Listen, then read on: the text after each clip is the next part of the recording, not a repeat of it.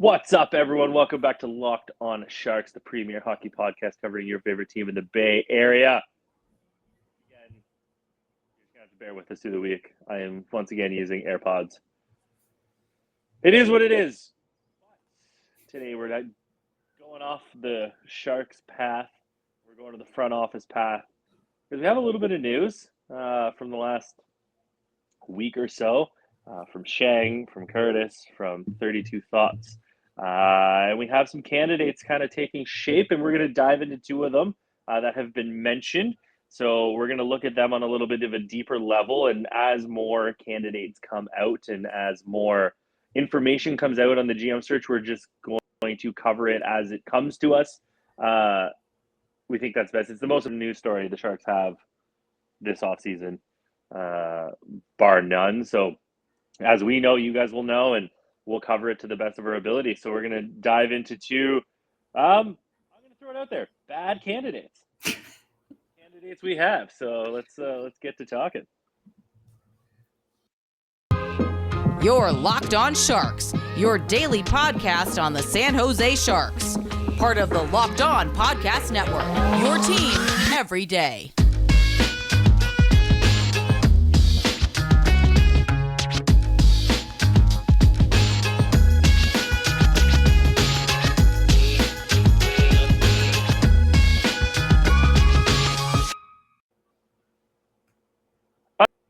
I'm your host, Kyle Demetrius. Back with me, as always, is co-host JD, the Jessica Love to my Larry Burns.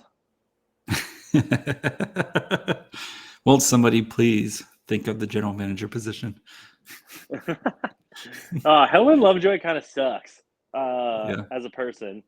Also, not one of my favorite side characters. I don't know about you, but I don't mind.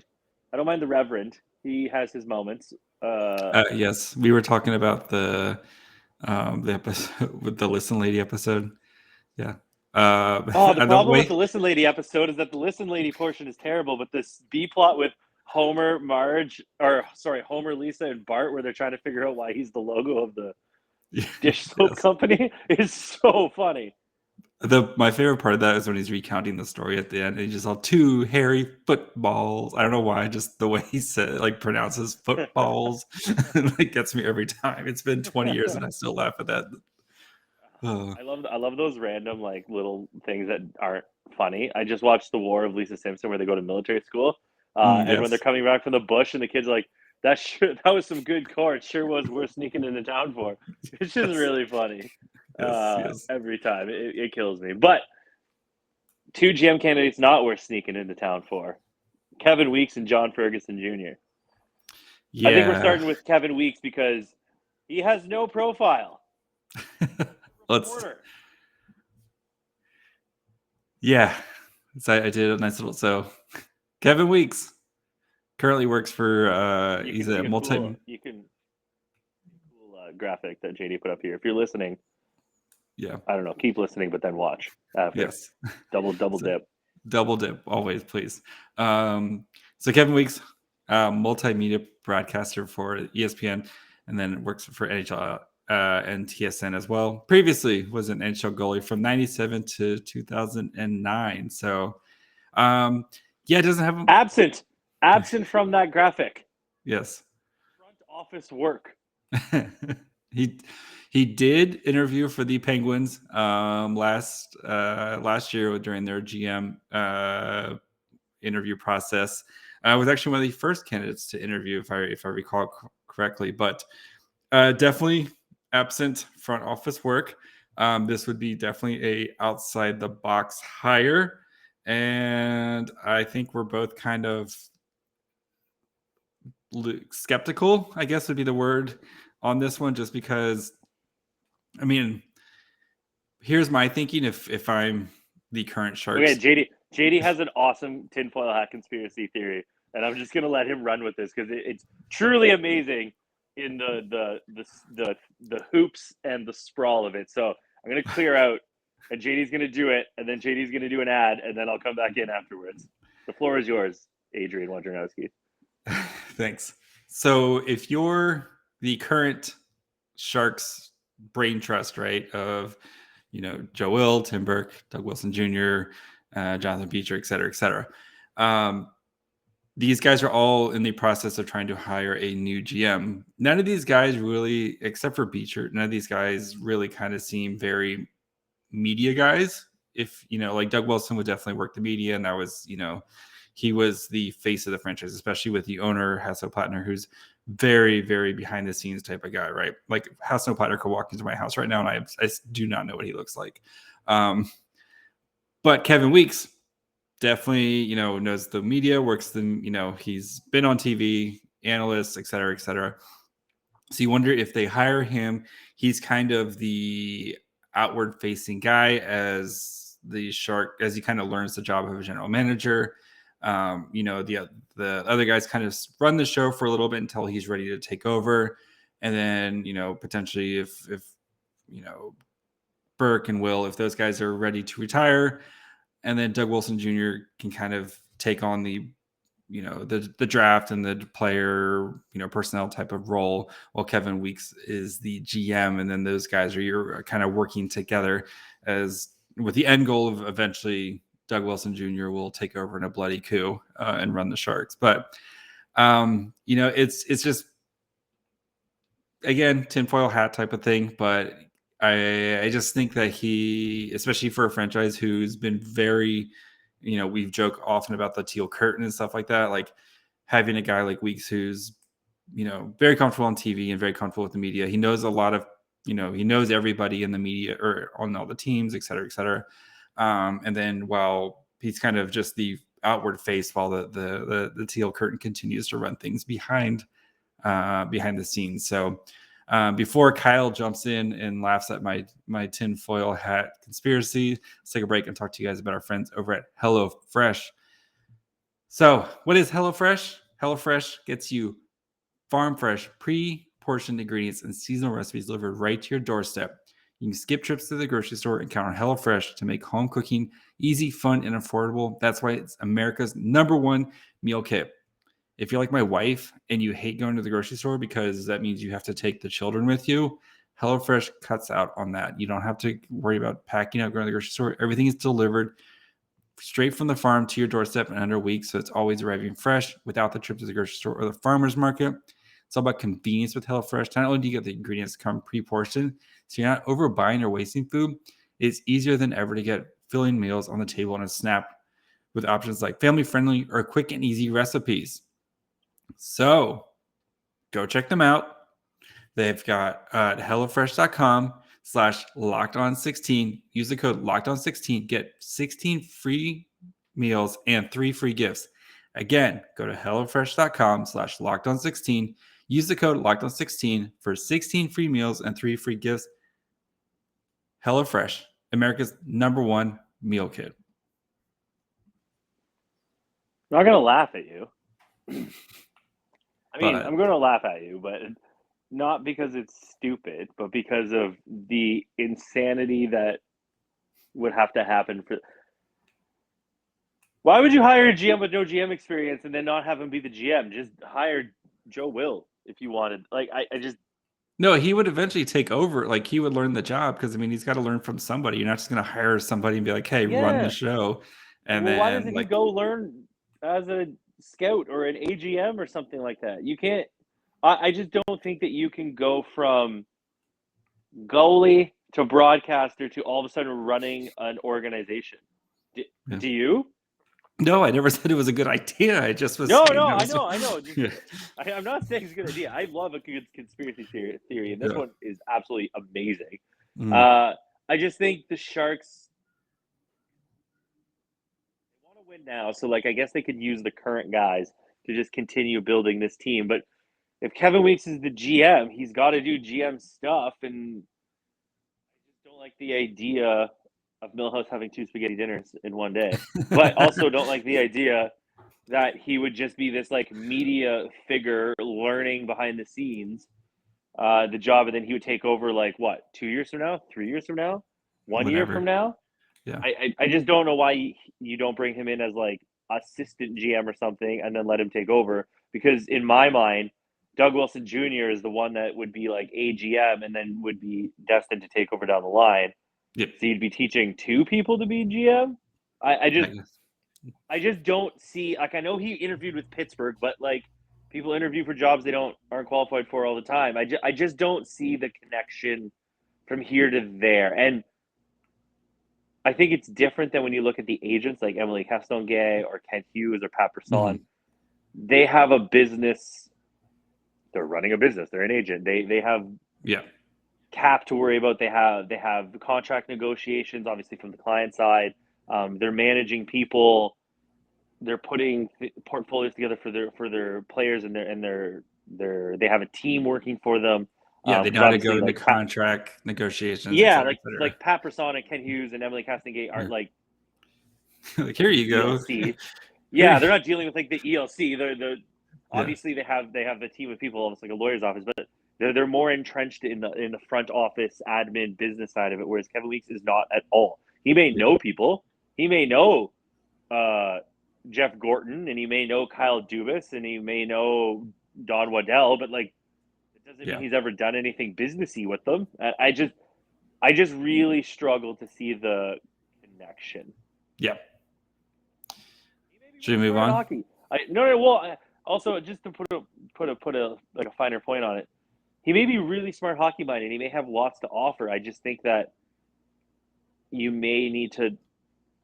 I just don't like training a GM as GM in the GM role. Train him as an AGM like Scott Mellenby did or something like that. And I think both of us as well are really outside the box ideas. And Europe, we're looking to a player agent or something like that. But I just think personally, they got to have some sort of experience in the front office, a little bit. And I'm not saying hire a retread, but like some sort of businessy side experience personally. Speaking of retreads, buddy, this is the biggest retread. I got a retread for you. So John Ferguson Jr. Is the tread even there anymore? No. So he has a long. So here, you don't have to worry about. He knows the position at least. He's currently the assistant GM to the Arizona Coyotes and the GM of the Tucson Roadrunners. Previously, Toronto GM from 2003 to 2008, San Jose Director of Scouting 2000, Director of Professional Scouting. Sorry, so make very clear, it was not part of it. He was doing the professional scouting, not the draft scouting. So, Boston Director of Player Personnel 2014 to 2020.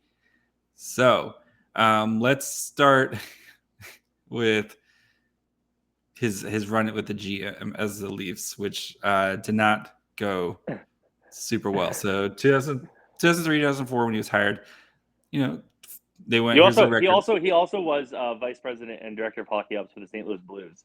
Before that, yes, and he was the assistant general manager for like a bunch of seasons too. Just to, like, he's been around, but he also worked on the Sens as a scout. So yes, but when he became GM of the Leafs, he was 36. So he was one of the OG young boys. Yes. So record with the Leafs, 2003 to 2004, they went 45, 24, 10, and 3 for 103 points. 2005, 2006, 41, 33, and 8 for 90 points. 2006, 2007, 40, 31, and 11 for 91 points. And the 2007, 2008 season was his last season. It was 36, 35, and 11 for 83 points that season. Looking at his draft record, not super great, and his trades might be even worse. So when he was a GM, the two kind of guys during his GM, he did draft Tuukka Raska in the 2005 in the first round, which turns out now is a good pick. But if you follow hockey, Tuukka Rask does not play for the Toronto Maple Leafs. Also did draft James Reimer in the 2006 draft in the 4th round. James Reimer, pretty solid career. So let's. Do you want to talk about some of his other draft guys? Those were just kind of the highlights. There was definitely some tough. He did a lot of trades, kind of had to trade out, and as they were trying to get back in the playoffs and stuff like that, but not the greatest of drafters, I think. So especially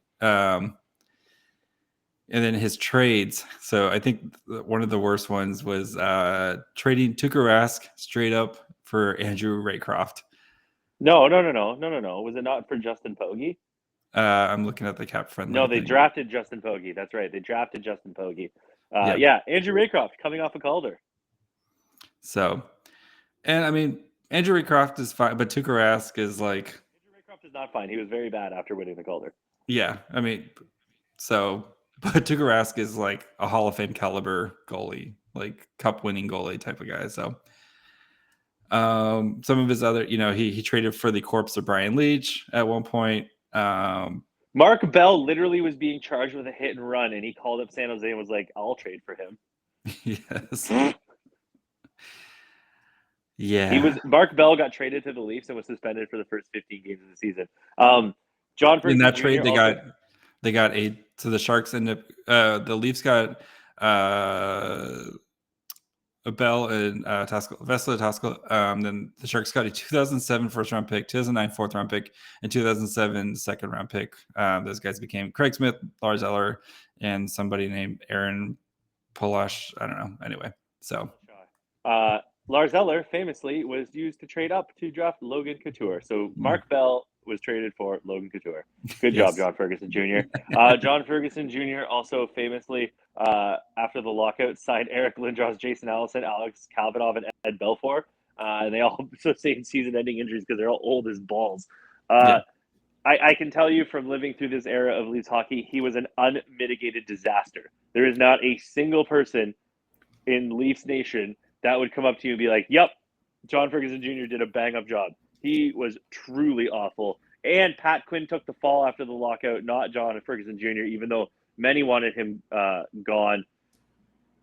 It was bad, especially because the young guys that were like leading the charge were all drafted by Quinn because Pat Quinn was the coach and the GM. So JFJ really didn't. So before we get kind of put our final thoughts on Ferguson Jr., let's take a quick break.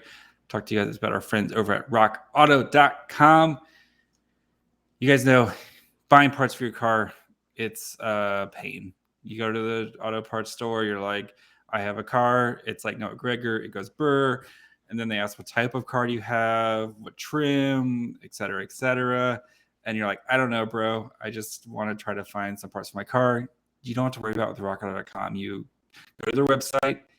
It's easy. It saves you time and money. They've got everything you need, and all the prices are reliably low for every customer. It doesn't matter if you're a family business or you do it yourself like Kyle. Kyle loves doing it himself now. They have everything you need: brake parts, tail lamps, more, even new carpet. So go to their website at RockAuto.com. Find the solutions to your auto part needs and make sure you write in Lock On in their hashtag. That way they know we sent you. Amazing selection, reliable low prices, all the parts your car will ever need. RockAuto.com. Yeah, so John Ferguson Jr. So hold on, I just found some list. He signed Michael Pekka to a 1-year deal in year 13 of his career. He traded. Oh, is this the hockey writers list? I think somebody has John. Yes. Sorry, go ahead. Traded Maxim Kondratov, Yarko Imanin, a 2004 first-round pick and a 2005 second-round pick for Brian Leach, who was 1,000 years old at that point. Yes. He fired Pat Quinn, beloved Leafs coach. He signed Jason Blake to a 5-year deal. Don't really understand that one. Really interesting. Traded. Oh, you just said the 2007 first-round pick, 2007 second-round pick, and 2009 fourth-round pick to San Jose for Mark Toskala or Mark Bell and Vesela Taskell, and then Tuukka Rask and Andrew Raycroft. Yeah, Andrew Forbes wrote this article for the Hockey Writers from way back in, when was this? This was a while ago too, 2015, just like kind of how bad it is. So, I mean, guys will learn, but it's not like, I mean, we don't know what he did with his Boston director of players, so how hands-on he was with that and stuff. I mean, the Boston has been very good during that time. And you can see with the Coyotes, it's interesting with the Coyotes right now where they're literally a burn it to the ground situation. So I don't know if the Sharks hired him, what he would want to do. I would assume he would be one of the, when we talked about with our kind of big initial. I think he'd be one of the ones who trying to add to the core type of guys, but I don't know his trading and I would assume he would just be like, Burke and Doug Wilson Jr., please handle the draft, and then he works on trading. But his trades have been terrible. Like if you look at those trades, all those trades were bad. So, but apparently he can find goalies in the draft. So that's it. Yeah, he also signed Pavel Kabina to a 4-year, $5 million deal. That absolutely rules. Pekka, Nieuwendyk, Ron Francis, Eric Lindros, all of them were signed as. Yeah, and that was like when the NHL. That was literally the NHL when it was like, oh, we're gonna stop, because I mean the NHL before the lockout was like slow, the trap and slow, and we're gonna hard. And then as soon as like the lockout, they changed all the rules, and it was like, oh, you need to be fast and stuff, and you just had all these guys who were just old and slow and washed. Yeah, he's always been regarded as like really good pro scout. That's kind of how he like made his name for himself, as being a good scout. So like there's that, and it seems like he's respected as an executive, but I just don't know. His GM tenures have been again. I mean, that was 15 years ago, and people do change. True, and he could. Yeah, exactly. People don't forget, and people change. Like he could have learned. He could be really up and up of the current hockey. But I mean, also at the same time, do San Jose really want the assistant GM of the Arizona Coyotes? Burn it down. Well, if you want the rebuild, maybe he brings that in. But yeah, like I said, I think he'd be in the bucket of trying to trade, trying to add to the core, trying to add like fringe pieces to the core, type of guy. But yeah, it's a little I think as far as retreads go, though, he's better than like Chiarelli, the Fletchers, he's in that Fentons, middle tier. Yeah. Where like if you're gonna go with retread, maybe you take a swing on a guy who was 36 19 years ago, so now he's 54, 55. I think if you're going retread, that's the kind of retread you're gonna want to go to. Is the JFJ, and he knows the Sharks organization. He was there for 6 years. That's probably going to be very appealing to San Jose if we know anything about San Jose. Yeah, is organizational familiarity, like a Bob Bugner. Mm-hmm. What if they? Do you think that Bob Bugner would be safe if they? Oh, for sure. Yeah. No shot. John Ferguson Jr. fires one of the boys. Yes. No chance. I mean, GMs do love their own coaches, but he would give them at least another year, for sure, if not 2. So I don't know. I guess he's an upper tier retread, but retreads are something that I don't think either of us really want. No. So. Yep. So that's, again, as we get more names and stuff, we'll continue to do these deep dives on them and kind of keep you guys up to date on who these guys are and stuff. So, Kyle, where can the people find us? The internet is a series of pipes and tubes.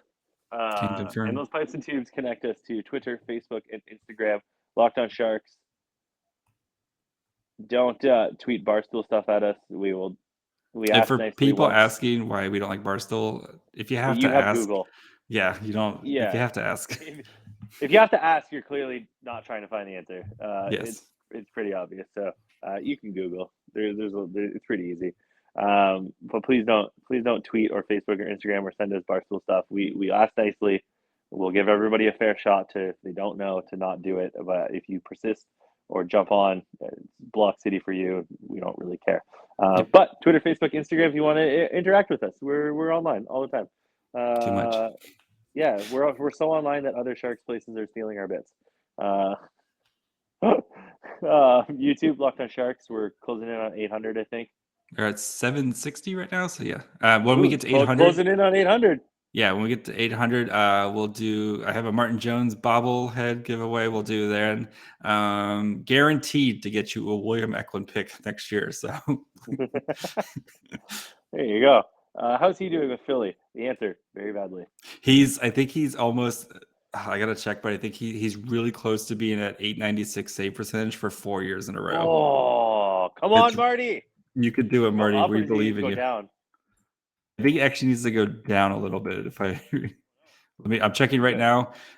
He's at 900 this year. Oh, you need a stinker here because he's at 896 3 years in a row, and he's at 900 right now with Philly. So Marty, I believe in you. don't let us down. We believe in you, Martin. Email lockedonsharks@gmail.com. I haven't looked at my email. I'm still on holiday brain. Bender brain, actually. GD. Oh, no. Spotify, Amazon, Apple. Locked on Sharks. Vinyl. The good places. OnlyFans, Locked on Sharks. JD is at my fry hole. Kyle, please go follow Kyle. He's feeling sad. I want to get to 1,000 before I leave this cursed hellhole. Kyle is at Kyle Demetrius. Thank you guys for making us your first listen. Go check out the Locked On NHL show, especially with playoffs right around the corner. If you guys want to get caught up on some of the actual good teams, if you're going to be bandwagoning a team, go check out the Locked On NHL Nows. They have a nice little taste of what happened around the league the night before. And then go check out one of the other amazing shows on the Locked On Network, such as Locked On. I don't know what you said. I said Locked On Timberwolves. Okay. Bye, friends. Timberwolves are a large animal found in northern North America. They are larger than a typical sized wolf. They hunt in packs, but I believe the males roam free throughout the forest, the boreal forest, possibly temperate forest, unsure. They are gray and black in appearance. They hunt animals and eat meat. Do you think Kevin Garnett, when he was on the Timberwolves, he would make the rookies actually go out and hunt a Timberwolf with his bare hands? I can't believe you didn't stop me during that whole thing. I wanted to see how long you'd go. Keep going. I could go forever, buddy. Maybe. I feel like yes is my answer. And then they purified the wolves in the waters of Lake. He had to wear, they come back wearing the wolf skin like in 300. Anyway, whoever beat KG 1-on-1 got to wear the wolf crown thing. Nobody ever beat him. Bye, friends. Timberwolves, big scary animals.